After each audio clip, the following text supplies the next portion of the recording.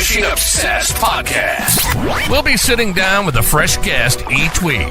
Someone who shares the same kayak fishing passion that runs through our veins. We're talking kayak anglers, kayak companies, lure experts. Heck, anyone who's got a story to tell about landing the big ones from a kayak.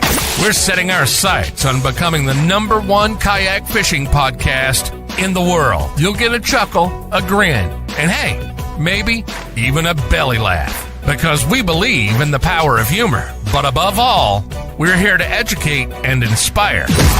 So, whether you're a seasoned kayak angler or just dipping your toes into this exhilarating world, join us on the Kayak Fishing Obsessed podcast. It's time to reel in adventure, camaraderie, and the joy of the catch. Here's your host, Darren Wendell.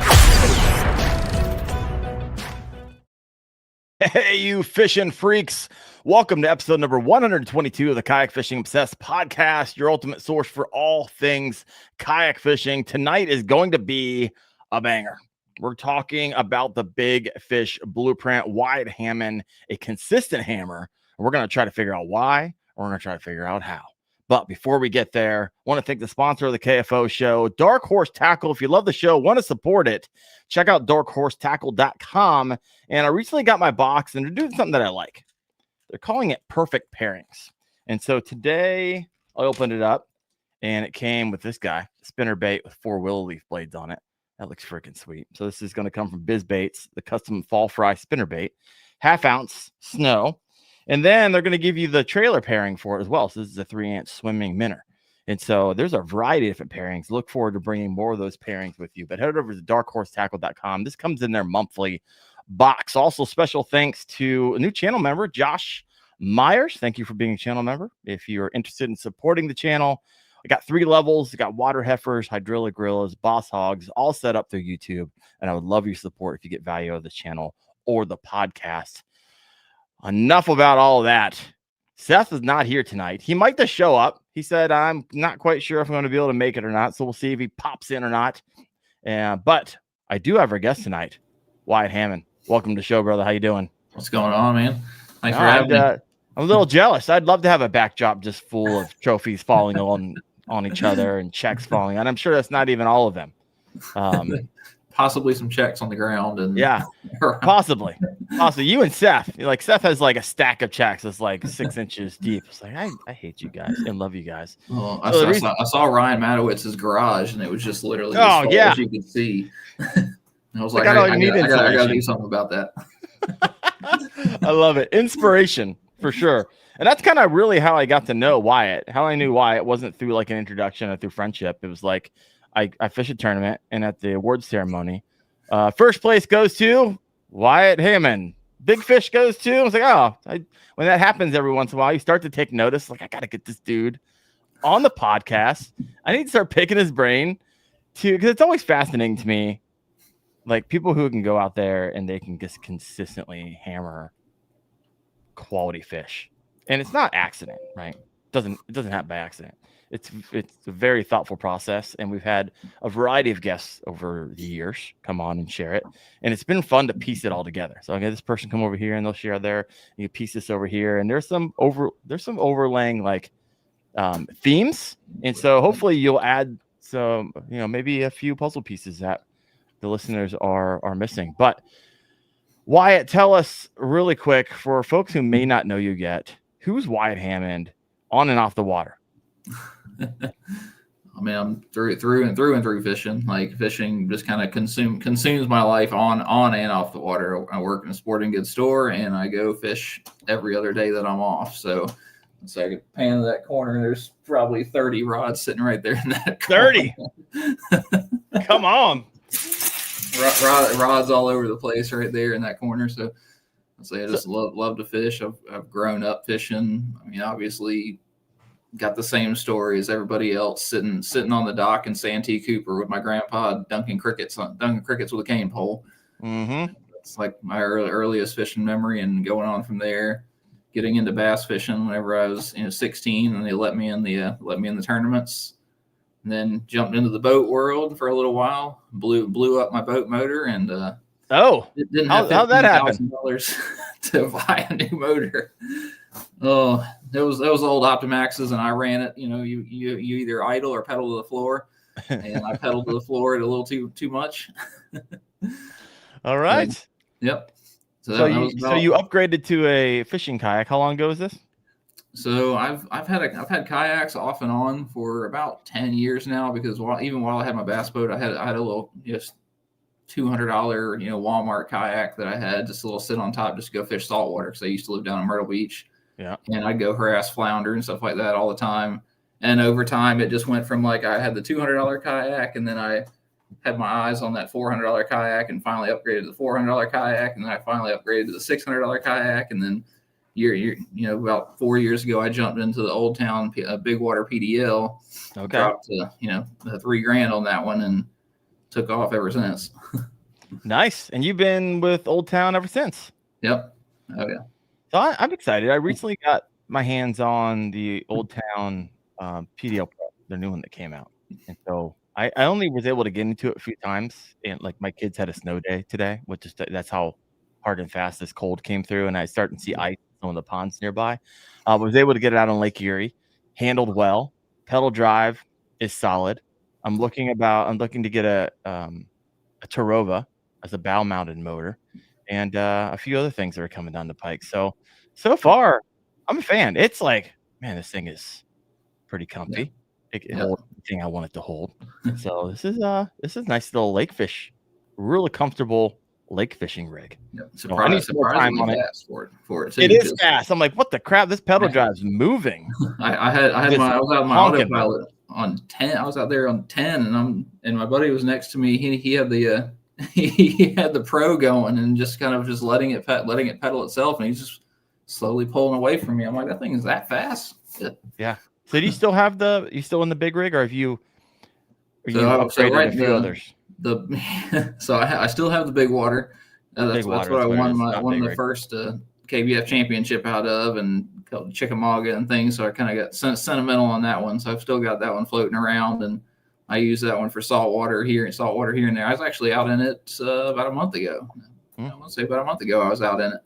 I took it out. So got that one. I got the 120 Pro, and then the 136 autopilot is the tournament boat. All right. Yeah. Nice. I like it. So this is the KFO show, Kayak Fishing Obsessed. Walk us through kind of your rig. What you got on motor, not motor? Like how's it set up, or something maybe unique to you that you don't see in a lot of other kayaks? So it's just the autopilot 136, and then I finally went dual graphs. I finally went all in with the dual graphs earlier this year, about, I want to say June or so, just to kind of get ready for Champlain, because I knew that would be scoping. So I threw another graph on there so I could have live scope and a graph, and live scope and a mapping on there. So I kind of custom built. One's full mapping, the other's full out. You don't share screens, just one on one. Right. No, I tried sharing screens, and it just crosses my brain. So I've got one for maps, one for live, or I'll have one for maps and one for side scan. I thought it would be cool to have like 10 inches of left side scan and 10 inches right, but I couldn't wrap my brain around it. It stretched everything out too much and just looked weird to me after staring at that screen for 5 years. So Lowrance, Humminbird, or Garmin? Humminbird Solixes. Oh, okay. Ooh. Yep. So you're messing around. This guy loves fishing, folks. I mean, I didn't go all out with the Apex. I tried to tune it down a little bit, but I custom built a bridge up there. Just ordered a 36-inch chunk of aluminum off Amazon and made my own bridge. It cost like $35. Don't they like make those? You just wanted to DIY it? Yep. See if I could. So I've got that. I didn't do anything too crazy. I've got a Summit live scope mount off to my left, so I can kind of control live scope with my left hand and cast and everything with my right. And then behind me, I just bring a Yeti Go Box 30. Yep. That's all my tackle. That's everything I've got in there. And then I got a Yeti Go Box 15 for like my batteries and things like that. So I run the GoPro. I've got some spare emergency equipment off the little Yeti Go Box 15, like my ePerb, spare batteries for, the remote, for the lights. I've got spare Sharpies and things like that in there. Actually I turned it into a battery box by drilling holes and everything in it, and putting USB ports and stuff on there. So it's a kind of a wild little Yeti box now. And then So I try and keep it relatively simple with just four rods whenever I go out. Occasionally I'll bring 5, but try and keep it down to just 4, and nothing overly wild. I try and keep it super simple. Well, I got some comments over here. This is where I miss Seth. Seth, where are you at? I need to come over here, and there's a lot of questions and comments, so I'm gonna head over here and we're gonna do it. 10-inch screens, dual 10s. There you go, dual 10s. Yep. There you go. Someone says I'm in a $400 kayak right now. Heck yeah, man. Hey, nothing wrong with that. So many fish. I caught so many flounder out of that $400 kayak. I picked up I found it in the river, in a tributary of the Ohio River, was a sun dolphin Aruba 10. It makes a showing once or twice a year when I literally need to throw and go, and by throw and go I mean literally I throw and go in that thing. It's pretty good. When you cut it in half and put it in the back of your boat. Oh yeah, for a bass, it's so small and light I could throw it the back of the old town and move it around. Oh my gosh, so funny. Bass AF817. I'm a 5-rod guy. Exactly. So that's interesting because a lot of do you like when you go pre-fishing, you still go out with 4 or 5, or do you go out with 8 and then by tournament day you dial down to 1, 2, or 3? Well, 4 or 5 during practice and everything. So I try and keep it hey, I'm going to go out and I'm going to focus on these handful of lures, and then I'm going to focus on it. Kind of constricts my brain down to not getting kind of overly scatterbrained of hey, that looks good over there. Let me grab this rod and go fish it. And then I get over there and it doesn't work, and I'm hey, let's go fish over there, and I can grab another rod. It kind of keeps you on track when I only have a couple. And I've got some multi-part purpose stuff. So my chatterbait rod, I can throw a square bill or something like that on there if I need to. So I've got, I'll bring a couple extra lures throughout the day just to kind of back up stuff. But by tournament day, usually I try and have it narrowed down to, I'm bringing 4, but I'm probably only fishing with 1 or 2. Yeah, I hear you. I don't fish a lot of tournaments, but I found myself doing the KBF Nationals, which I got spanked by you and about 20 other people, 23. I finished 44 out of 100. Not incredibly bad, but if you looked at my boat on Friday morning, I think that's when the national tournament was. Yeah. I might have had 6 rods, but 5 of them were variations of chatterbaits on different setups, and so had the jackhammer and then the Evo and then the big blade to slow it down a little bit. I was just going. I always usually have some type of major malfunction. I'm okay, this is just, I got to deal with this later. I don't feel like dealing with it now. That's why I bring so many. Still been working on chatterbaits this year. But I finally got I finally pried some info out of Abby and Jody that they have the same thing. They have the Evo and the jackhammer, because the Evo comes over wood better and the jackhammer comes through grass better. So depending on what they're casting at, they'll pick one rod. This show could be worth it right there, folks. If you just took that little nugget, because those guys are freaking hammers as well. Had Jody on the show a couple weeks ago on the latest cheater scandal. If you haven't heard that one or listened to that one, head over there. It's not just live on YouTube either. You can go to your wherever you iHeartMedia or Spotify or Apple. You can rip through these as well. All right, I'm gonna switch gears on you over here. What's on you really briefly mentioned when I'm not working, I'm fishing, and I love it. Right. So literally, you're a guy who's on the water 200+ days a year. Try to, yeah. I love it. So what's a normal fishing week look like for you right now? And I'm talking hours, prep, scouting. Where do you live? Type of deal, and how far are you traveling? Or right now I'm in central North Carolina, so Fayetteville. I'm a couple hours east of Charlotte, so I'm about 3 hours from Lake Norman. Okay, it depends on how I'm feeling. I mean, I'll drive about 3 hours or so just on the day just to go fishing. I'll go run fish Lake Norman, or I'll go fish Tyco or something 2.5 hours away. I like that hour and a half range, but I mean, if I'm feeling feisty, I'll go to Norman or something. If it gets really, really cold and I feel like I can go out there without being run over by a million ski boats or something like that, go out there, just chase some spots and things like that too. Love it. This guy's got it bad. That's all. I'm kind of piecing it together. You don't have that many trophies and checks behind you, and if you haven't been doing it for a long time, usually, and 2. You have the time to put into it, and you figured some things out over your lifetime. I love it. Trevor Wagner's nugget programmed into the brain now.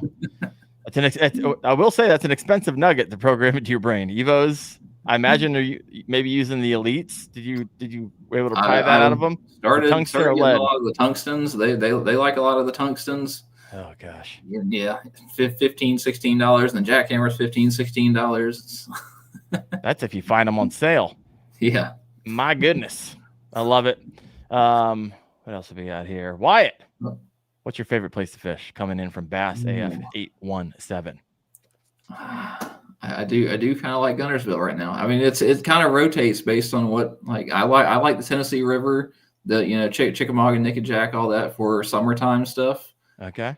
Guntersville in the fall. I enjoy going to Florida in the spring. The fish down there don't love me, but I enjoy going down there just to kind of that change of pace, punching, and fishing underspins over the grass and things like that. Yeah. I've got a lot of places I like to fish. I mean, at least here in North Carolina, it's Lake Waccamaw, White Lake. I used to like Harris, but it's kind of off and on. All right. So when you travel, and so you've hit a lot of the major lakes and stuff, but I'm sure there's lakes from time to time you come across. You're like, haven't fished this before.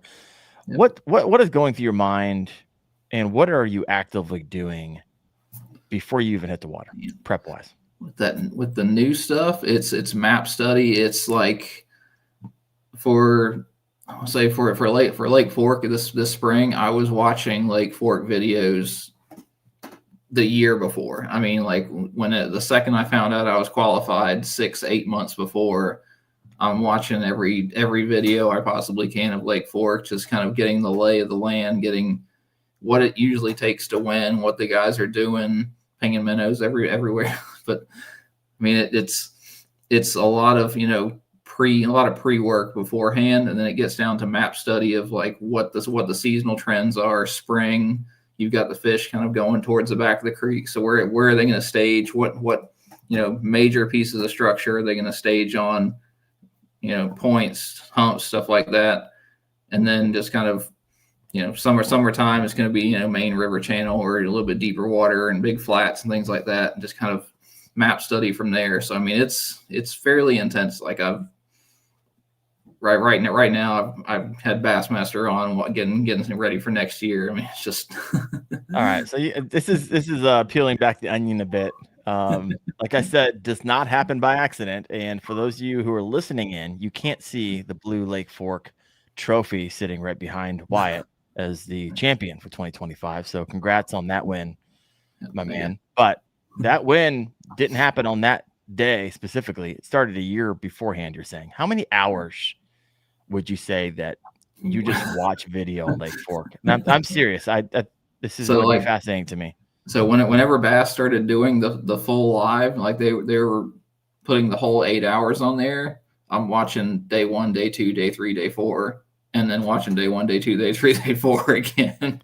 Just like having it on in the background just daily, and then going through any other videos I can watch of there. There's tons of guides and things like that down there, but I really like the Bassmaster coverage of what they have going on, because they break it down fairly well. But getting that whole intense, just 8 straight hours on the water is that helps a lot. So hundreds of hours, yeah, just in video watching. Not even like map study. You're not even to map study. Yep.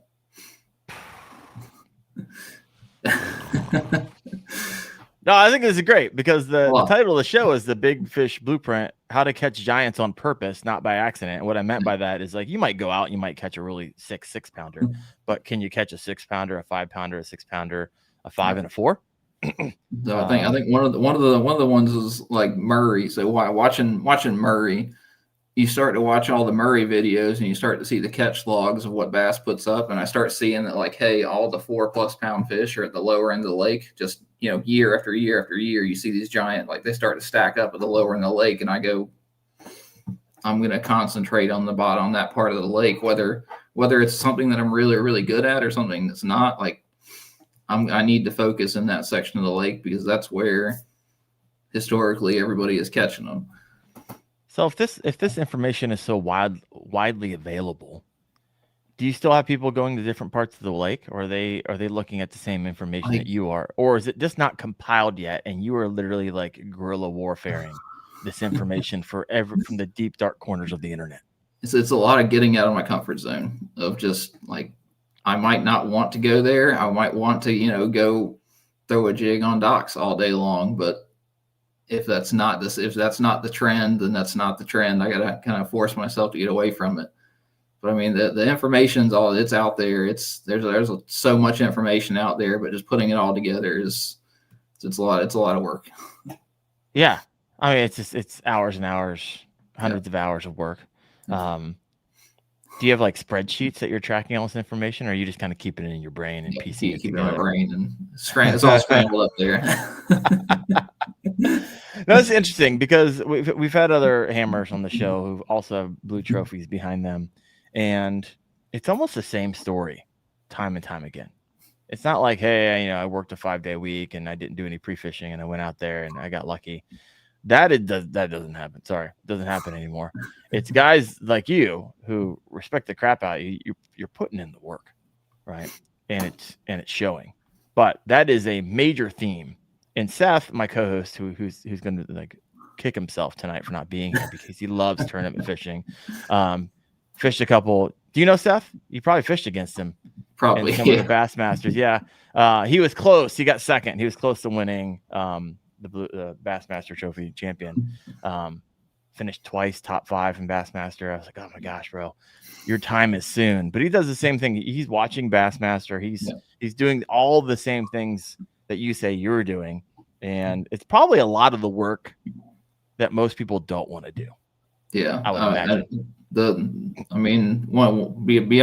the watching the videos, beyond the map study, a lot of it is going out to the lake and literally I stare at my graphs. I will ride around and stare at my graphs. I see Justin's in the chat. Oh, Franklin's in here? Yep, he's in here. How many hours did I just drive around and stare at my graphs on Nick and Jack as opposed to fishing? I mean, it was 6 hours of literally just riding down the river channels and 30 minutes a day during practice of fishing. Okay, so this is fascinating, and I've seen a few people do this. I went out fishing with Chad in Austin, and I'm fishing, Chad's fishing, and I look over at Austin. He's just literally just cruising. It's like, what's he doing? He's just scanning. He's just scanning. I was like, all right, cool. Yeah, that's so you'll literally see this is also probably where a lot of other anglers just couldn't do it. One, most anglers don't get to get out in the water as much as you do, so that's one thing. And so when they're on the water, they want to be fishing because it increases their chances just catching a fish, not necessarily a big fish. But man, you're going out there cruising for 6. You're burning a day. Yeah. What are you looking for? Especially that Tennessee River. So I mean, a lot of that Tennessee River stuff during the summertime. I know that there's groups of fish out there. I'm going to scan every single river ledge that I possibly can and find those little tiny nooks and crannies and stuff where their schools will set up. And then like even at Lake Fork, I mean, I saw a bunch of that stuff in the map study and just scanning over every single little piece of it instead of sitting there. I could have pulled up and cast, pull up and cast, but just kind of scanning it, trying to find the best little spots that are on there. It's hours. It's agonizing. Sometimes it's agonizing. Sometimes it's cool to sit there and look at the graphs, especially like I know a couple years ago I was scanning in Florida and I found one of those mega school spots and you can see 10-pounders sitting on the bottom. Just like, really? Wow. Yeah. Justin says burning a day. He spent a work week scanning. So you go out for more than just one day. This is I've heard a lot of people. I've never heard this type of theme where they go out and just scan. That'd be tough for me to do. So what you're creating for yourself so far, what we've got for those of you who are kind of meeting us halfway through the podcast, you were spending hundreds of hours watching videos. You were spending more hours. When you're map studies, you're just looking at like year over year Google Earth stuff and like. So I've got the what was it called? The One Boat Network from Humbird. Mm-hmm. And it's got the maps, and of course it's going to block it out on there, but it's got the maps and everything. I can pull up the maps of most of the bodies of water around here, and I can just sit there and I can just stare at maps all day on my phone, scroll around and look at them. Like, let's see. Do you get any work done, or this is all you do all day? Just looking at I maps. tell people I get work done. Just not the work they're paying you for. Exactly. Like, let's see. There you go. There's your Lake Fork spot right there. Okay. Is that relief shading I'm looking at? Yeah, I changed that as well, depending on what I need. So I change the colors on the graph. I'll highlight 5 foot and less, or 12 to 15 foot during post spawn, things like that. Relief shading helps quite a bit. Okay. But yes, doom scrolling maps. Bass AF, doom scrolling maps. I like it. Doom scroll TikTok. I just doom scroll maps. That's is there like a TikTok where it's just maps and you can just scroll down and people explain? There's $1 million idea. $1 million idea. I'm telling you, that would go. If all you did was interpret maps on fish finders on TikTok, I'm telling you, you wouldn't have to work the job. The rainbow of maps. You just show me a point on a lake, and I'll tell you what lake it's on. Yeah. Then people submit them to you. I'm telling you, you don't have to work wherever you're working. You can go fishing every single day. Freaking love it. All right, so you got hundreds of hours. You have map studies. When you're working, when you're not working, you're looking at maps. What do you look? You're looking for all the places, all the juicy spots they set up. And then in pre-fishing, you're not even fishing. You're just driving around your boat. You're looking for the spots you want to fish. So you're really creating a mental milk run. Yeah. I spend a lot of time, like 3 or 4 casts, run 5 minutes, 3 or 4 casts, run 5-10 minutes, 3 or 4 casts, run. Are you just looking on your scope to see if they're hungry? Is that what essentially you're doing? Just on most of it side scan. I'm still working on scope. Yeah.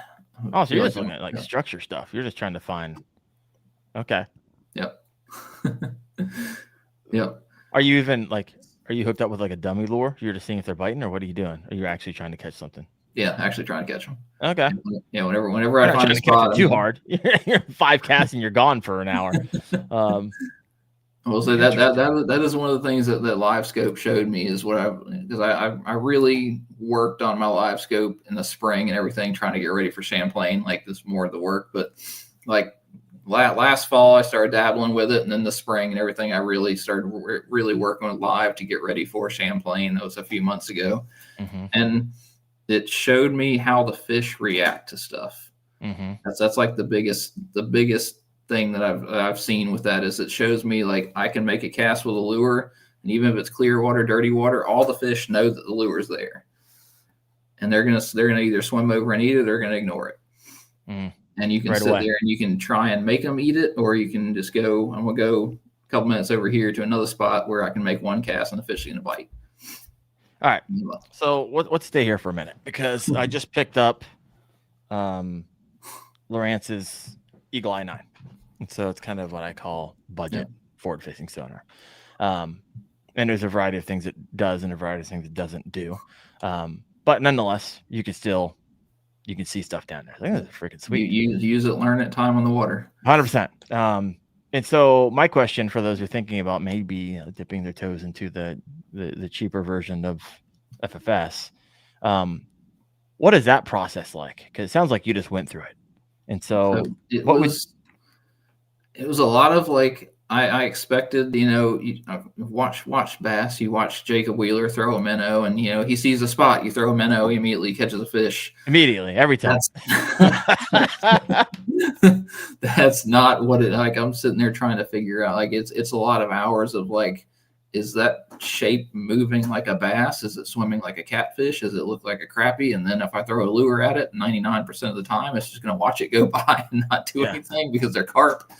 But once I started catching bass on it, it started showing me, like, how when you cast a lure onto a point and there's bass on there, or you skip it under a dock and there's bass under there, those fish react to it. Like, they know it's there. And you can kind of tell if, like, you'll see a couple, like, if there's a bunch of fish there, you'll see some kind of reaction. If they're carp, they don't move or anything like that. If they're bass, they'll kind of notice it, and you can see them kind of move a little bit, or they'll angle each other. You can see them turn. Yeah. And they'll kind of know that it's there. And you kind of start to pick up on, if I throw a lure in there and these fish start swimming towards it, well, eventually I can probably get one or two to bite. If they swim over there and they just stare at it for a second and then they swim off, I'm not going to sit there and mess with those. A lot of times those fish that are hungry, you're going to cast a lure in there. It's going to hit the bottom. Those fish are going to come over and hit it. So I've heard this happen. I was actually speaking with Austin Hoover, who's a menace. Live scope, yeah. With live scoping, an absolute menace. And he was like, when I first got it, I don't know if it was him, but we were having a conversation. He's like, some guys will spend an hour. Oh, they'll spend an hour going after the one fish. Yeah. He's like, now I don't cast no more than 5 times before I'm moving on. Yep. And so that's what you're saying. It's highly, what you're saying, your odds would go significantly down. Yeah. If you can't get them to bite on a couple different variations over a period of 5 casts, just move along. And so you were reinforcing that. Interesting. Yep. So if I'm throwing under, see, I've had luck. So riddle me this. I've had luck. I'm going Fish Gunnersville, a lot of docks, and these docks have nothing like up here in Ohio. In Ohio, I throw a lure under a dock, and the dock is literally just the gang plank. Yeah. Right.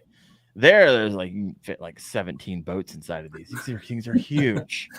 And so I'm thinking, I cast a lure. It's so, if you guys are fish gunners before, like all these boat owners don't want you fishing on their docks. So they always drop these like grates and try to they're trying to reinforce it with wood. And so I'm like, sweet. If I see a hole that's maybe twice the size of my lure, I'm going for it. Yeah, I'm just going for it. It's like you're now just challenging me. But of course, usually the place you can get in is where the boats go in and out, because a lot of times those metal grates are rusted out or whatever it is, and if you can skip well, you can get it up in there.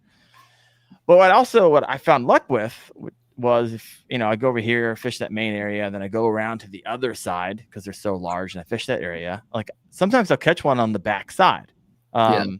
So what is happening if you were to have live scope? What would you tell me is happening in that moment? So those fish on the back at Gunnersville, those fish that were on the back, they were in the mornings and afternoons. They were up against the bank chasing shad, and they were riding that walkway back under the dock as the sun came up.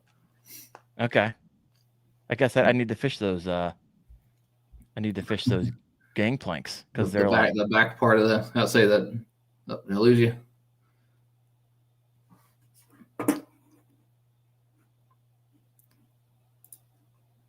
I think we lost him.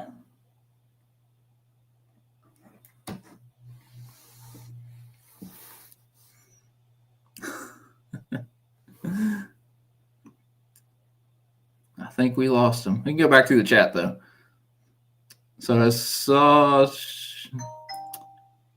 water clarity question, backwoods. You had the water clarity question. I stick with kind of brown, black and blue for the most part. Brown and black and blue. I don't really know how to explain it super well, but if I can see the lure, 1.5 foot, 2 foot down, if I can see into the water a little bit, I'm going to go with brown. I'm going to try and get away with brown as best I can.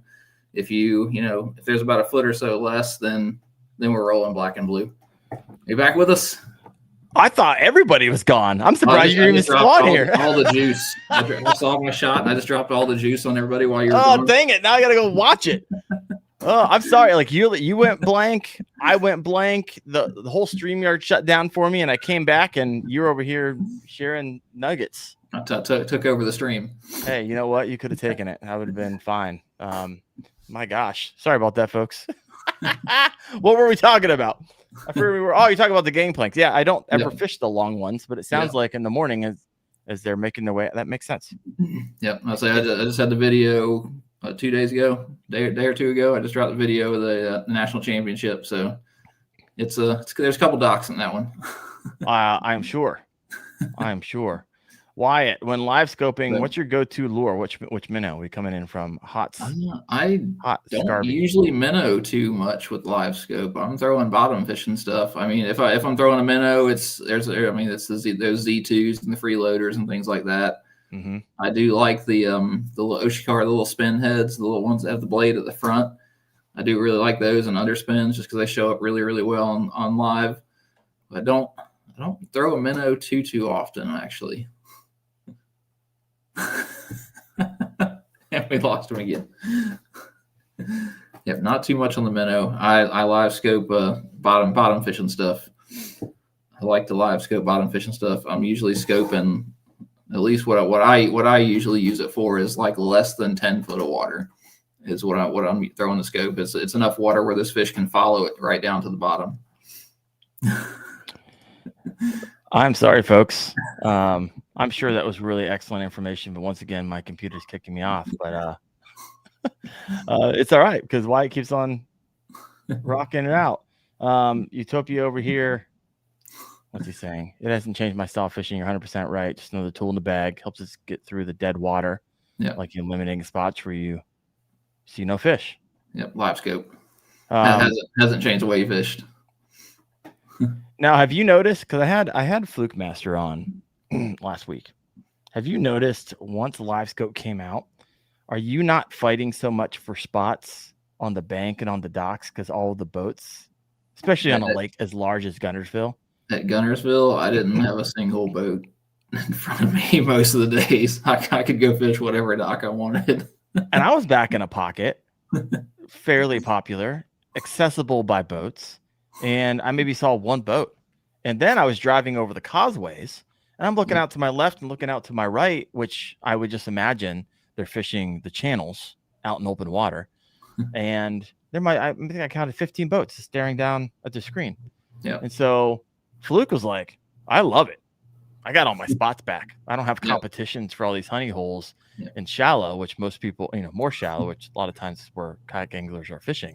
And so that's what I had everything turned off. I had everything turned off by that point. I turned my sonar off. I turned everything off. I had the maps on my screen, but I had turned everything else off and was just rolling by that. So have you noticed, and I've heard this from some people, and I always like to ask it for those who run the sonar, especially for the larger fish, do you ever notice when you scan them, they're picking up on those pings? Side scan? I've been here before, and I know how this ends. Side scan? Not really. Not side scan, more live scope. Yeah. I think once you get close to them, within like 30, 40 feet, okay, they start to tell. I mean, but you still have the fish chase it all the way to the boat and eat it right at the boat. So I think it's a mix, but yeah, I'd say 30 or 40 feet away or so. You're saying yes. Yeah, definitely a different chirp. All right, interesting. Yeah, Justin, how far into the docks were you catching? Which I have a feeling this is a softball question just for you to answer him because you guys are teammates, right? He knows how far into the docks you were catching them. But 2 inches under the dock. 2 inches of water. They're just sitting there. I just bouncing it off the side of the dock and just letting it fall. And if you hit the pontoon, even better, just let it fall right there. Yeah. Oh my gosh. I heard a few bangs some mornings. Like, oh, I wonder where the angler was. I know where they're at now. Oh my gosh. So to answer that question, how deep were you catching them in? How far into the dock? Were you skipping or deep? As far as you can get it up under there. I mean, 100%. 20, 30 feet up under it. Yeah.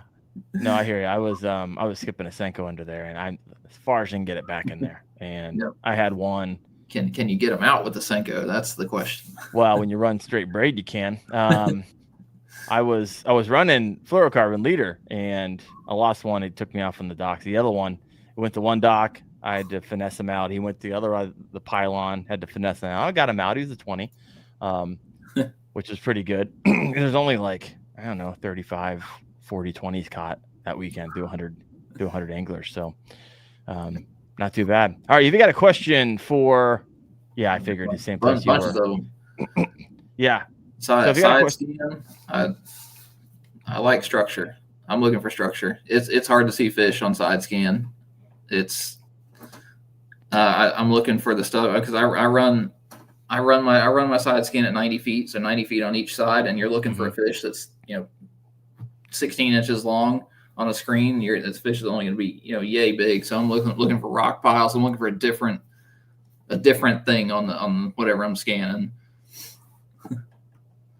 All right. If you got another question for Wyatt, go ahead and throw that in the comment section. I'm going to move down. Carolina our rigs, here. can't do it. I can't do it. I can't fish No? that slow. Let me see here. Here's a couple questions I have for you. What do you think one of the most misunderstood things about big bass behavior is? What like you're sitting around, or maybe you even hear it in the comment section, or you see videos on it, and you're like, I just don't think that's true in most scenarios.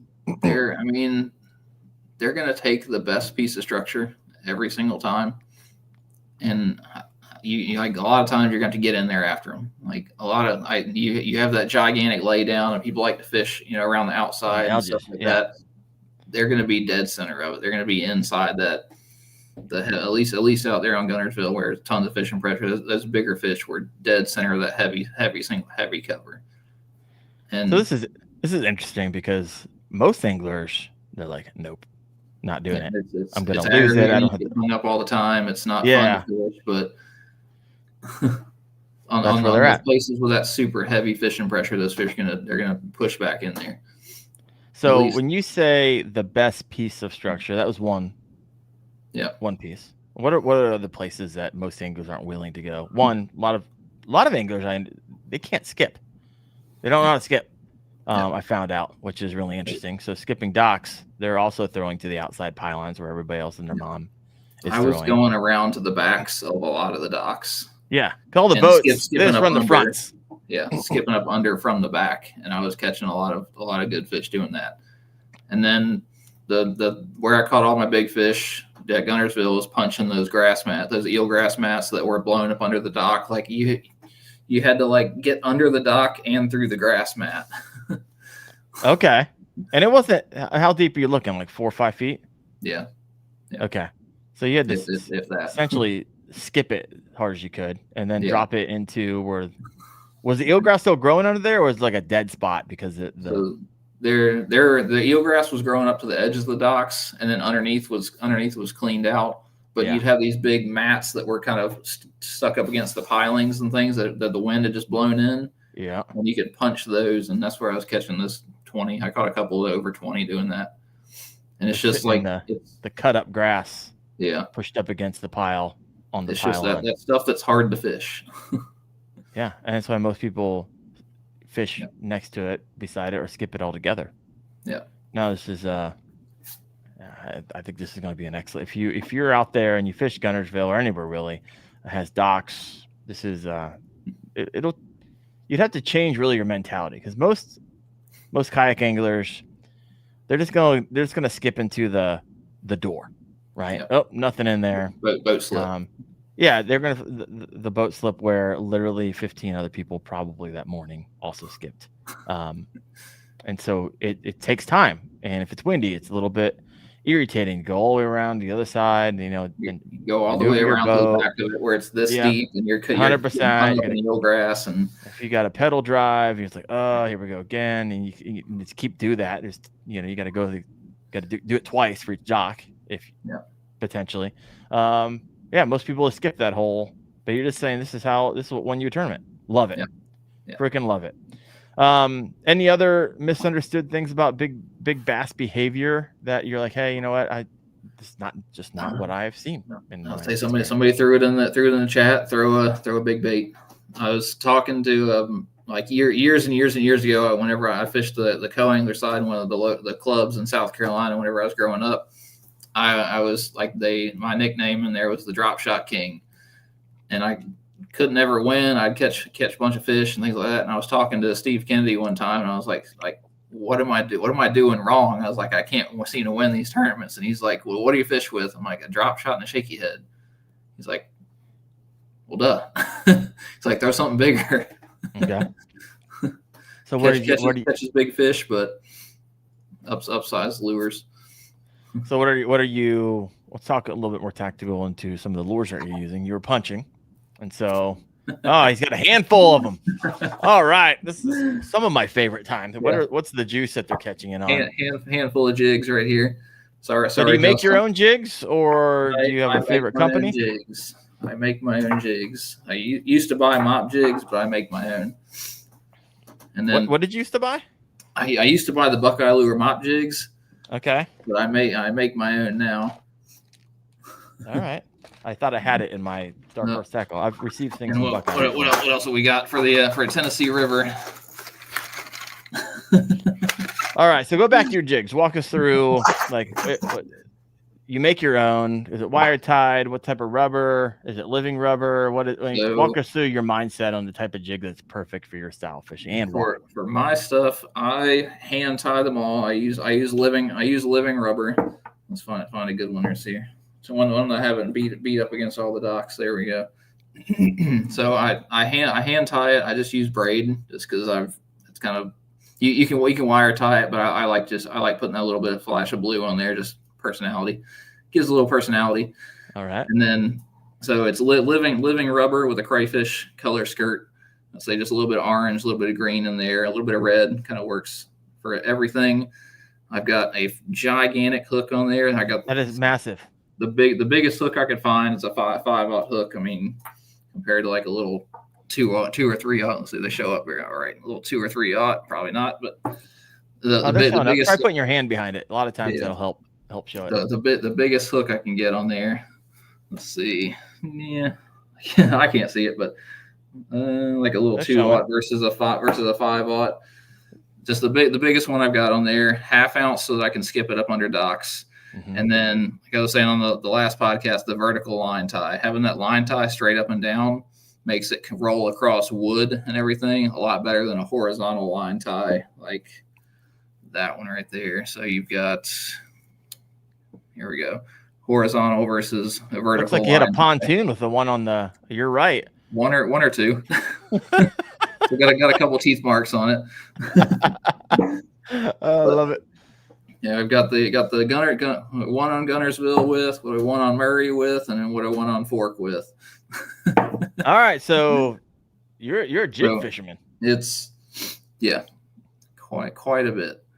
Jig on docks, jig in heavy cover, jig on live scope, jig on ledges, and any of that stuff. Anywhere I can throw it. Football jigs in deep water, and then that jig anywhere else. I love me a jig bite, so you don't talk me too much into it. If you had to, if someone was like, "Hey, you're fishing tournament, you're not allowed to make your own jigs for whatever stupid reason," which ones would you buy? If I had to buy one, it'd be the Buckeye mop jigs or the Greenfish, what is it? The big rubber. I think it's the big rubber jig. Okay. They make a skipping jig, but it's got half a skirt and it kind of gets a little crazy. Interesting. But I like this living rubber with the skirt on the inside, because whenever it hits the bottom, that skirt will sit there and it'll just kind of bracket the bait, and the bait sitting in the dead center of that, because it'll perfectly sit just like that and hide. It looks like a big old meal. Yeah, it'll hide the hook, it'll hide the weed guard. It makes it look a little bit bigger. It makes it look a little bit more aggressive. Yeah. Now, Gene last week, 2 weeks ago, actually, he's like, he uses living rubber as well. And so it's interesting. Yeah. Maybe another tip in there, some themes that we're seeing. Squirrel fishing guy. Good tip on vertical and horizontal. Yeah. Horizontal is good for rock. I found it works pretty well through rock, but it gets hung up on every stick that you throw it up against. And skipping under docks, that vertical one will make it just roll across everything. You can throw this into brush piles all day long and not get hung up on it. Nice. And then that's super. Like I like a really, really light weed guard. I want to be able to just kind of reel into them. I like it. Yep. Nothing crazy, because I'm fit. I kind of fish that through. I'm not like reeling it or anything like that. That super light weed guard just lets it kind of. I can feel it coming across everything. I can just feel it roll over everything. So. Yeah, if you can finesse your jig a little bit, you don't have to worry about getting it caught up. Yep. All right. I like it. Squirrel said, "There's been an issue." Thank you. I like it. What's your setup for your jigs? What's your rod reel line? So, when are you changing? What's going on there in your mind? So rod is the Loomis, the NRX 894. It's a heavy action. Homie's not messing around, folks. Told you he loves fishing. I was like my whole how I process this in my head, how I say this is worth it. Justify is the word you're looking for. Yeah. I don't get to fish as much as I want to fish. So whenever I go out there, I don't want to have to worry about my rod not being sensitive enough. I don't want to have to worry about it not being the right action. I don't want to have to worry about my reel. I don't want to have to worry about my line breaking. I don't want to have to worry about any of the stuff. I want to go out there. The few days that I get to fish, I need all of my equipment to work. 100%. The few 100 days I get to fish a year, I need it to work every single time. That is the best justification I think I've ever heard in the world. In fact, I need John all Molnar, that stuff to work. No, I love it. John Molnar break off a fish. I'm gonna be mad because that was my one or two or 100 days that I get to fish. Yeah. Oh, it's so good. John Molnar said, Wyatt, ever think about selling your own signature jig? Because I got a credit card my wife doesn't know about. Hey, there you go. There you go. You can take your 200 days a year and make it 365 days a year. John, you show me how to catch fish out there on Sandy River, and I'll come up there and trade you. There you go. Trade jigs for information. So the NRX 894, it's a fast, not an extra fast, heavy action rod. Extra fast is nice, but for a lot of that, where you might be setting the hook kind of hard close to you, I want it to fold a little bit more, so just a little bit more give on there. Because extra fast is nice. It might whip the jig a little bit faster. It might be a pinch more sensitive, but I need, whenever I set the hook and that fish is 10, 15 feet away, I want the rod to actually fold over pretty well. And then reel is just a Shimano Metanium 8.3. You aren't messing around. Yeah. Oh, gosh. I didn't go. Those are the most expensive combos I've heard of in a while. My gosh. And then the sun 20-pound Sunline Sniper for the not surprising. under docks it was 20. Every other time I throw 16 on my jigs. If I can get away with 16, I'm gonna throw 16 on a jig. Oh, whoo. Michael Bradley, bougie. Hey, he doesn't want one of those 200 days to be his. I don't want to waste any of those days. Curvin H6289 says Wyatt can't fit all of his trophies in frame. What a problem to have. My gosh. As you said, are you like rod brand loyal, or do you have other rods you like utilizing as well in different scenarios? For my cranking and everything, it's the St. Croix tournaments. Okay. The St. Croix Legend tournaments, because they still have a fairly stiff tip where I can like bump a bait, but they fold really, really well. So Shimano wants to work with me on making a good cranking rod. They can come on, Shimano, listen up. I'm sure they're just over here in live right now, just listening in, just looking for someone to sponsor, because I'm sure they don't have enough inquiries every second of every day. You never know. Yeah, you never know. Yeah. Are you real loyal, brand loyal, or no? It's Shimano for the reels. All right. Nothing else. I played around with lures. I try and use a little bit of everything. I try and try them all out. Like I've tried a bunch of the lures. I've tried a bunch of the Abus and things like that. Good, but the Shimano reels just have the torque to them. They just have the power turning the handle. Yeah, and when you're jig fishing, that's kind of important. I had a question over here from Army Fishing. He says, "Do you wait a sec?" We're talking. I think this is in context of jig fishing. Do you wait a sec, or do you set as soon as you feel them? Never had much luck with them, but haven't fished them that much. Going to throw them and big swim baits a lot more this season. As soon as you feel them, yeah. As soon as you feel them, reel down and hit them. I don't like all my jigs don't have that super heavy weed guard, so I'm not cracking them as hard as I possibly can. I'm trying to do just a nice, good hook set into them, but yep. As soon as you feel it. All right, I like it. I'm gonna switch gears on some of the questions. Well, wait a second. Let me go back. I remembered you pulled up all your jigs, but you also pulled up something else. What other lures have been good to you this year? The 6XDs. I love the 6XD. I'll say that guy right there. So you fishing this in the main river channel? Is that what I heard? Yeah. Tennessee River Channel? So I had Chickamauga and then Nickajack this year. Okay. Yep. I caught a couple 20s at Nickajack earlier this year. And that guy right there, just a regular Tennessee shad 6XD. I found them on sale at Academy for $5, so I kind of like cleared the whole shelf. Oh wow, that is a good deal. What do those run usually? Like 15 plus? They're like $7-8 now. Inflation. Oh, are they? All right, that's not bad. That's not crazy. All right. So you like cranking, you like jigging. Would you say those are your kind of confidence areas, or do you have a couple others? Yeah. Yeah. I mean, So a lot of other people are throwing, chatterbaits, jackhammers, all that stuff. Just a few weeks ago on Gunnersville, you're throwing jigs. Were you throwing bladed jigs at all? For the Hero Cup, the final day tournament, I dropped the jig and everything and went out and threw a chatterbait. Just had some fun with chatterbait. Were you as successful or no? Still won. All right. Well, successful. That's right.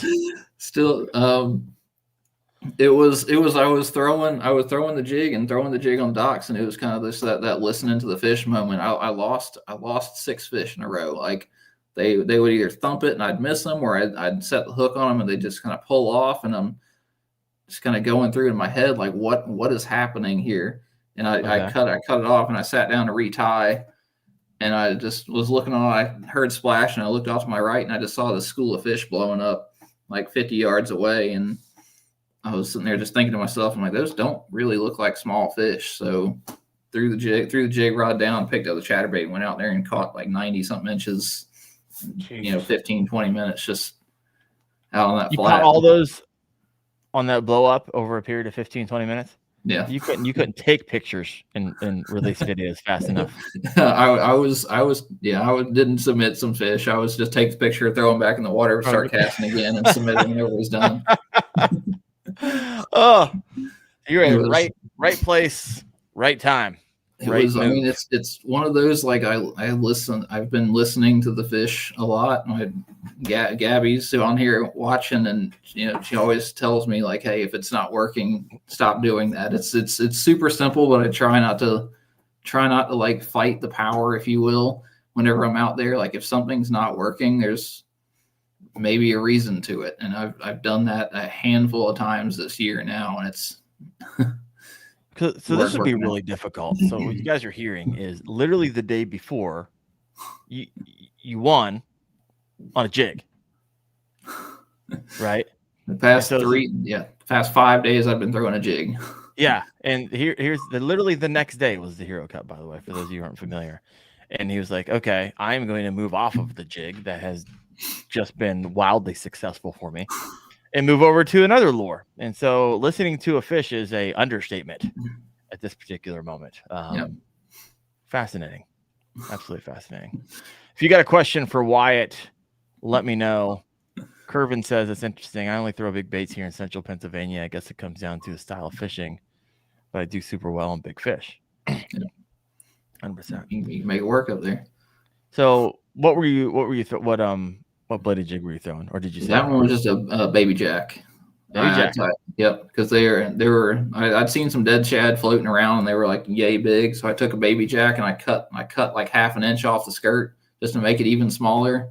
Okay. And then I cut a trailer in half just to make it this super, super tiny little profile, and just kind of bouncing that across a little point that was out there. What's your trailer of choice for a baby jack? That one was the Zoom shimmer shad, something like that.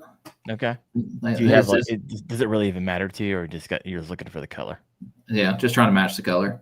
Okay, so since you're a big jig fisherman, what are your go-to trailers for that?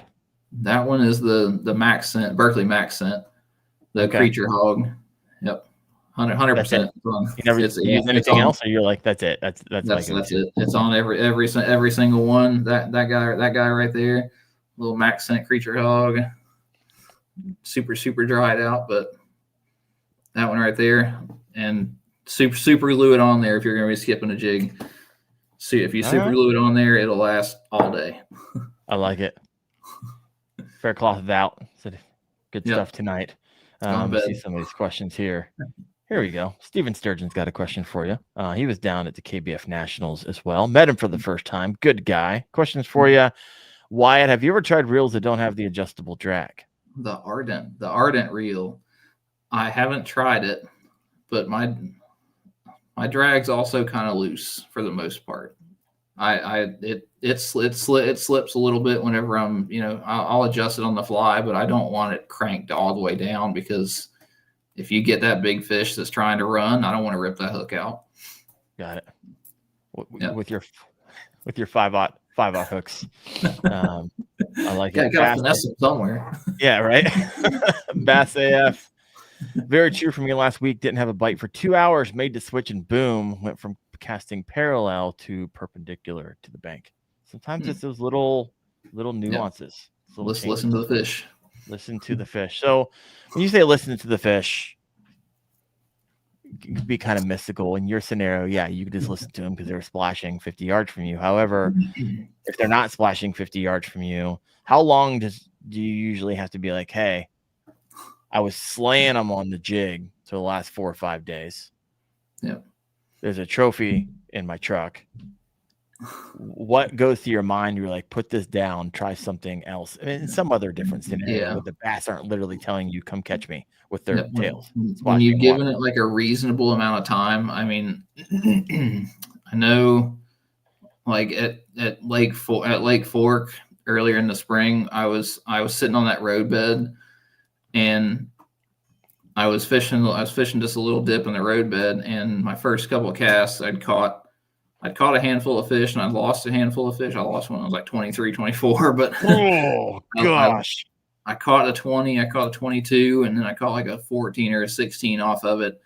And then I didn't get another bite for like 45 minutes. And then, like, can I sit here and grind this out, or do I need to just start moving and try and finish out the limit and things like that? It's kind of like looking at the conditions around, like, is something changing? Is something changing around me that I'm missing that the fish are reacting to? So that at Lake Fork, the sun was coming up, and those fish were moving off of that point to kind of go suspend. And after about 30 minutes or so, after I caught my last fish of just not catching anything, I changed up and started moving. Okay. So 30 minutes. Is that usually you're like, hey, wait a second. 30 yeah, minutes. like I need to change something, because if I pull up somewhere and I make a cast and I catch a fish, and I make 2 or 3 more casts and catch a fish, and I make 2 or 3 more casts, catch a fish, and then I don't catch a fish after 10, 15, 20 casts, and I like something in my head starts going, we need to start going somewhere else, or something needs to change, like a reasonable amount of time. I'm looking for, 5 fish a day that are solid keeper fish. So I've got an 8-hour day. So every hour and a half, I need to be catching a fish at the very least. Yeah. If I don't catch a fish in an hour and a half, then it's something drastically needs to change. But kind of time it off the last time that I caught a fish. I'm telling you, this is one of the juiciest podcasts I've had when it comes to tournament angling. No, this is good. There's some things that you're saying that I haven't, and maybe it's just how you're like packaging it, like as a whole. But it's a lot more comprehensive, I believe, that most people think. Like, you eat, sleep, drink bass fishing, and I freaking love it, because I warned you at the start. We're all freaks. We're all freaks. Here's a couple of questions for you. Let me see here. Curvin, I've got a question for you. Wyatt, do you throw jigs in the winter as well? How cold of the water would you not throw a jig, or downsize it, or would you downsize it? So I'm going to throw in a question there. It kind of goes away from, like, at least around here, the fish start to move off docks because they start moving into that little bit deeper water. So I'll turn into a football. It'll turn into a football jig, a half-ounce football jig, and I'll fish that down to 30 foot of water or so. And beyond that, if they start suspending or anything, then I'm kind of lost on where they go, or start blade baiting and getting into that crazy stuff. But I try and make it work as long as I can. Because just I enjoy either the football. I enjoy the football jig time as well. All right, I like it. But, yeah, another question. This is a scenario question coming in from Michael Bradley. Grinder of a tournament, last half hour. You need that kicker to fill your limit. What are you throwing? He's holding it. That guy right there. You're heading to the docks. I mean, it was also in the. I kind of go based off what I think I'm going to need for that day, what I think I'm going to need for that tournament is, and what I'm kind of geared towards. So I know on Gunnersville, I was looking for that 100 inches, like right in Gunnersville Fall, you're looking for 100 inches. If I catch a fish under 18 inches, it doesn't count. It doesn't, at least in practice, whenever I'm going out there, it doesn't count. I'm fishing for those 18, 19, 20-inch fish. Yep. So that just kind of helps narrow the thing. And whatever I caught those fish, those 18+ inch fish, or if I go somewhere where 16-inch fish is average, if I'm catching 16, 17-inch fish, that's kind of what I'm going to target and stick with. So whatever I'm catching those, those tournament grade fish on. 18 plus. You're not even counting the 17.75s. Yep. Because my very first day of practice out there on Gunnersville, I went and I threw a chatterbait a little bit. I caught some 14, 15s, chucked them back. And I went up to a dock and I fished the front of the dock, didn't catch anything. And I went all the way to the back and I was probably, 10 feet away from the dock, and I skipped the jig under there and caught a 17 3/4, skipped the jig back up under there again, caught an 18 3/4, skipped it up under there again and caught an 18 1/2, just three casts under the same dock. And I was like, well, those 18s are what I'm looking, those 18 3/4 are kind of what I'm looking for. So now, when you say the back of the dock, you talking the gangplank, or are you talking literally the back of the last, like the back quarter or so, the back third? Got it. Yep. Got it. I like it. Kayak Jack, Marty in here. What knot do you use to attach your jig to the line? Palomar. I'm there with you. Bass AF said, I have trouble finding that kicker bass during tournaments. I can quickly catch my limit, but tend to bog down quite a bit. Guess I need to make a change sooner or move to a different area. I like it. That depends on, like, if you're sitting there throwing a shaky head and you catch your limit and you keep catching 14, 15, things like that, change to a bigger lure, throw it through that same area. Like if you're around this place, you can catch those bigger fish out of those schools. But like if you're down in Florida or somewhere and you're catching 14, you need to change a little. Like you're close, but you need to change a little bit. So do you notice when you're scoping, do you scope under docks? Do you like okay. Are you very, very much so? Love scoping shallow water. And doing that perspective mode, or I believe it's called scout mode, or whichever company calls it. Like I couldn't do it at Gunnersville, but if there's 6 to 7 foot, I mean, like 3 to 6 or 7 foot under those docks, I will scope them. Absolutely. Okay. What do you, when you first started scoping under docks, from what you knew to what you learned, what was the biggest takeaway? You're like, whoa, didn't expect that. Of watching the fish come to the lure. That was it. Yeah. Like you can throw the jig up under there, and the fish that are 10 feet away or something will come over to it. Like you don't have to sit there and pitch every single pole. I used to like fish every single gap underneath the docks, but now I just shoot it up under there, and you can, if you're scoping, you can see the fish start moving towards it. So will you throw again? What scenario will you throw again? If they don't eat it, like if they swim all the way over to it and they just don't eat it, I'm probably not even going to cast in there again. Really? Yeah. Is there any scenario where you would throw a dock at different angles outside of it being just a massive dock? Yeah. I mean, if it's massive, I'll go around the back, but other than that. Really? You just throw it once and go? Yeah. With live, you can see under the whole thing. And like, you can pick out like, hey, there's a fish sitting next to that third pole back, and you can throw it that third pole and drop it on their head, or you can throw it up under the dock and you can see the fish they'll just kind of appear under there and start coming towards it. Fascinating, folks. If you got a question for Wyatt, throw that in. We got pushing around 60 live at one point. It's pretty awesome. If you haven't hit that like button, please go ahead and hit that. We'll get a little extra yardage of this video on YouTube's after it's all said and done. Steven Sturgeon's got a question for you. So does the typical early morning topwater bite even figure into your tournament strategy? Yeah. I mean, I try for it. I try whenever I can. I think the second day of the second qualifying day, I caught an 18 on a buzzbait. Okay. So, I mean, I try and make it work, but if I'm throwing it for 20, 30 minutes and I don't get a bite or anything on it, or I'm not getting that nice bubble trail behind the buzzbait. Okay. Yeah. Put it down. I need the fish to react to something. Are there any like green flag conditions that like it's going to tell you, hey, this is going to be a big When you're bass when you throw the buzz bite? bait and it's leaving that bubble trail the whole cast behind the buzz bait. What's coming together to do that, and why? I don't know. It's just Something about feels right. Yeah, it feels. I did ask you what it feels like, so this is good. Have you ever? I asked Fluke this a couple weeks ago, and I'm like kind of geeking out on it. To what degree do you even look at like feeding windows? Does that even play for you at all? I've talked to Gene and Mike because I've talked to the tournament directors who are the guys who are judging fish, and I'm like, do you notice like is there certain times where everybody on the lake just starts catching fish? And they tell me like, yeah, there's definitely windows where you'll start to see a bunch of fish get popped into the leaderboard, but I don't really pay attention to them for the most part. Interesting.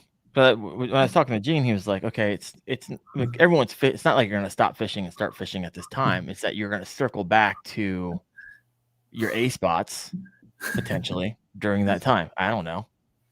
Like, all right. It depends. I didn't hit any of my spots twice. I mean, I hit them each day. Like I made one loop through everything and kind of one pass through everything that time. So your milk run was literally 8 hours long then. Yeah. It was probably, I think it was an 8 to 10 mile stretch. All right. So this is fascinating because this is, I can't believe we didn't even talk about this. How many days did you scan? This past tournament, I didn't scan. You didn't scan? No. Once I fished. What's the reason for that? Where you just didn't have the time, or the lake better than most lakes? Like it's Gunnersville in the fall. I didn't feel like that any kind of offshore bite was gonna be. I figured it was gonna be grass, some kind of grass, some kind of like frog bite possibly going on, chatterbait bite going on, and I can't. I found a couple little cuts and things like that in the grass on a chatterbait, but I wasn't catching those 18-inch plus fish on it.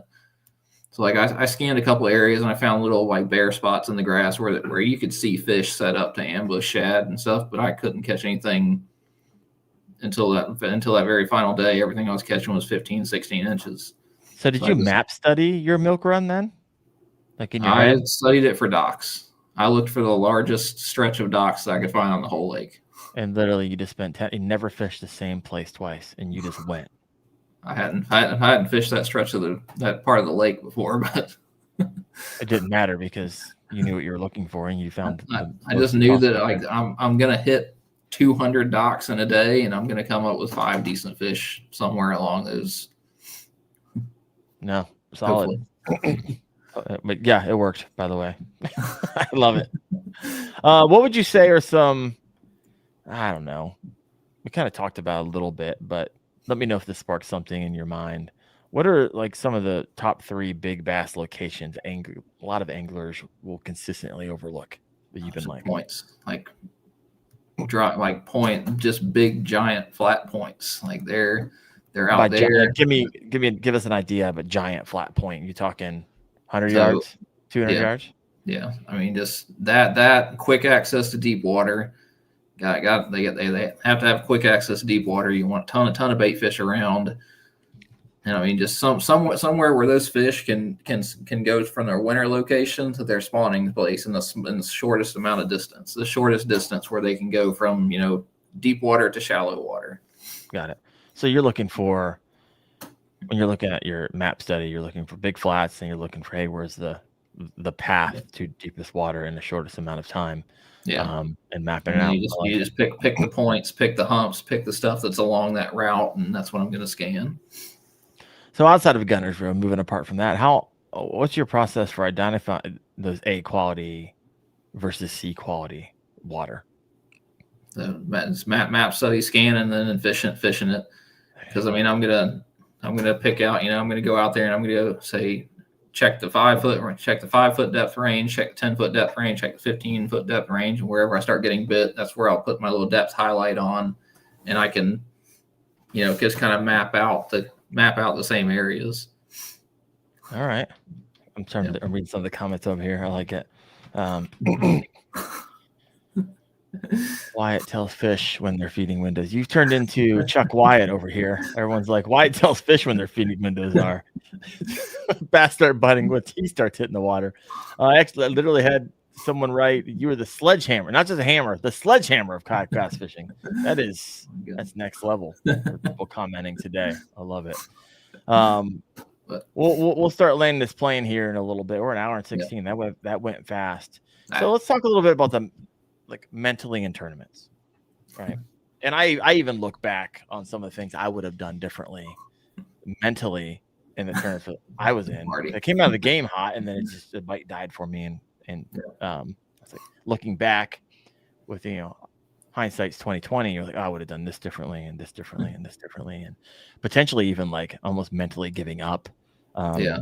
So I have a couple days. I have times like that, and like I said, Gabby, she kind of keeps me focused, because when skipping a jig and I hit the dock and I reel it in, I skip it again, I hit the dock again, and I skip it again, I hit the dock again, and like that third or fourth time, I'm just like, what am I doing with my life here? Like, what's happening? And I just kind of got to pause for a second. Do you ever find yourself what are some of the things that you looked back on tournaments, maybe that you haven't won or got close to winning? Those are the worst. This is what I would have done differently. And what are the themes that in your own style fishing? Kind of like going too fast, going past stuff. So, I mean, I've had, what did I have? Brain fart on it. Was it Dale Hollow earlier this year? Okay. I was for the Bassmaster. I was catching fish off beds that I could kind of barely see, and they were 16, 16 inches or so. And I got super focused on catching all those bed fish and didn't notice that I was going over the larger fish, because I was sight fishing in 4 or 5 foot of water for those 15, 16 inches. Yeah. And if I had been looking at my graph, or if I had paid attention, that little bit deeper stretch of water is where the tournament was won. It was won. I was fishing 3 to 4 foot on beds. The guys that won were bed fishing in 6 to 8 foot of water. They were doing a lot of live sitting with beds. Yeah. Interesting. Yeah. Do you ever have issues with you kind of gave up too early? Yeah, I had a Kissimmee earlier this year where I found that Florida fishery where if you find the 15 inchers, you find those 14, 15 inchers, the males, the females are like that next step out in the deeper water, like they're coming in, and okay. I got sucked into those 15 inchers and just what am I doing here?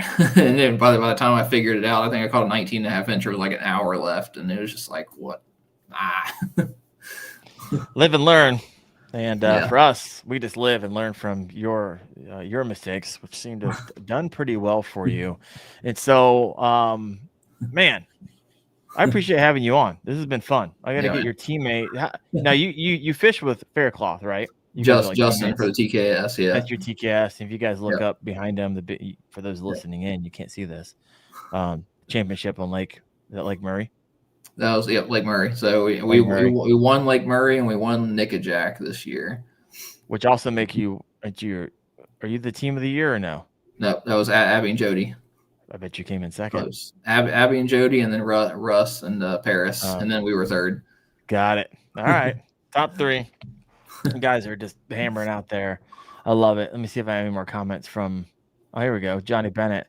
Do you do most of your fishing standing or sitting? I back and forth. I was standing a good bit I think I was standing the whole time at Gunnersville. But if I'm fishing offshore or anything like that, I'll be sitting down. But back and forth. That's part of the reason I've got the crossbar for the graphs all the way up front, so that I can stand and I can stand up front, look down, and still see my graphs, because I used to have the graph behind right next to the seat. Mm-hmm. And I think that was part of the Dale Hollow thing is I couldn't see my graph, but I was standing up sight fishing, and if I had been sitting down, I'd seen those fish on the graph that I was going over. No, I like it. Yep. So, Wyatt, you love fishing. I had a question for you. This is a question for me. You love it so much. You're 200 days on the water, more if you could. You got this thing called a job in your way.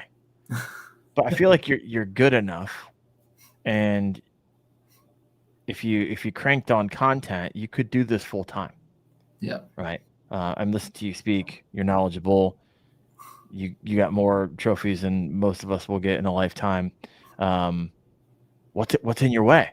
I guess I've got to tune that research and the lake research and the map study and everything onto the content creation, because you post a ton, and there's work. People don't understand there is work put into that. I mean, the hours I put in watching and doing map study, you probably do just the same with your content, posting everything.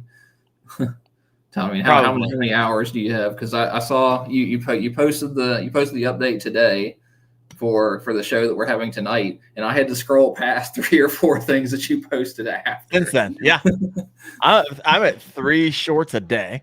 Yeah, a post a day. And that's hours and hours of work that you got going on.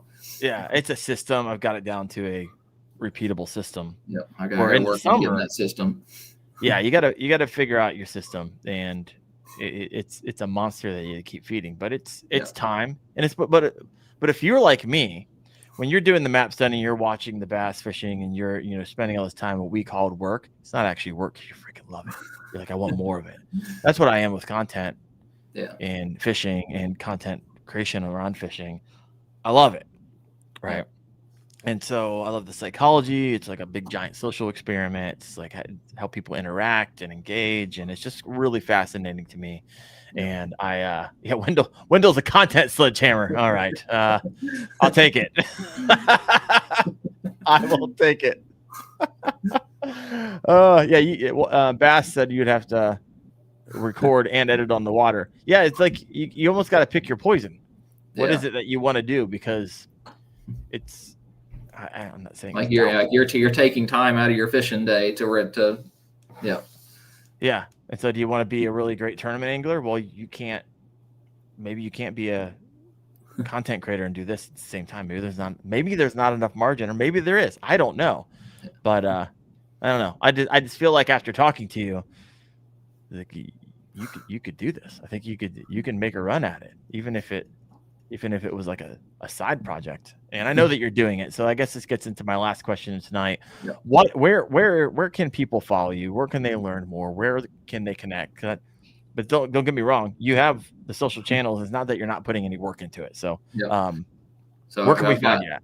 I've got Wham Fishing Instagram, Wham Fishing YouTube. Where I'll say I just posted the national championship the whole day. I think I missed 2 fish on there, but I got the whole day. I've got some tips and stuff in there on the YouTube channel, and then I'm going to be posting on Instagram as well. Both those you can follow me. I do have the Facebook, but it got hacked and I've lost access to that. But oh no way! What happened? It started there. There were a couple other accounts that popped up, and it disconnected my phone number from it, and it was just a mess to get back into it. But Instagram, YouTube, I've got those 2 going. So we're almost 1,000 subscribers. Oh, are you close to monetizing? I think little getting there. Close. Well, hopefully you get a few more followers today. And trust me, if you want to learn and upgrade your fishing, head over there. Actually, I'm not even sure if I'm subscribed, so you're going to get at least one more subscriber here in a minute. But love a fellow content creator, love a fellow angler. Hey, here I'm not. Usually, I'll go to someone's like page and do a lot of research before the show, but I had so many questions on my own. It's like we probably didn't get through 25 questions that I had for you. So I guess we're just gonna have you on again. We'll be back next week for part 2. There we go. See, Steven Sturgeon said he's subscribing after the show.